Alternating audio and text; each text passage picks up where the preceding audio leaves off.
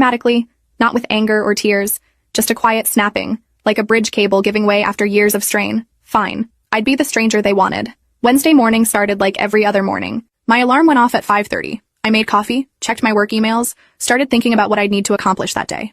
Trevor left at 5 for a project site in Springfield, which meant he'd be gone for at least 12 hours. Hazel came downstairs at 6:15 in her volleyball uniform, hair still wet from her shower, backpack slung over one shoulder. She had that focused look she got before tournaments, already mentally preparing. Can you drive me early today? I need to be there by 6:45 for the tournament. Coach said if we're late, we don't play in the first rotation. I looked up from my laptop. You'll need to ask your dad about rides. She blinked at me, confused. Dad's not here? He left at 5 for that Springfield project, remember? Then I guess you'll need to figure out alternative transportation. She stood there in the kitchen doorway, completely still, like her brain was trying to process a language she didn't speak. What?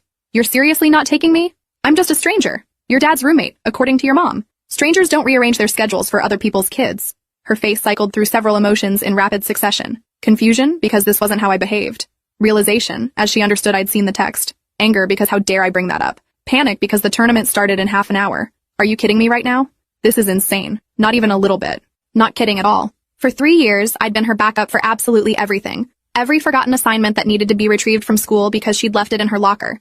Every ride to practice or games when Trevor was working late or out of town. Every 11 p.m. emotional crisis about boys or friend drama or feeling overwhelmed by expectations.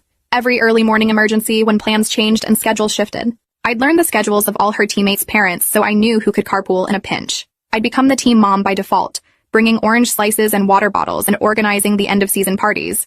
This is insane. You're being petty. I'm being exactly what your mother suggested. Politely distant. She grabbed her phone and called Vanessa. Once, twice, 3 times. No answer. Called Trevor, who was already on the highway, 2 hours away and unable to turn back even if he wanted to. She tried 3 different teammates' parents. 1 didn't answer.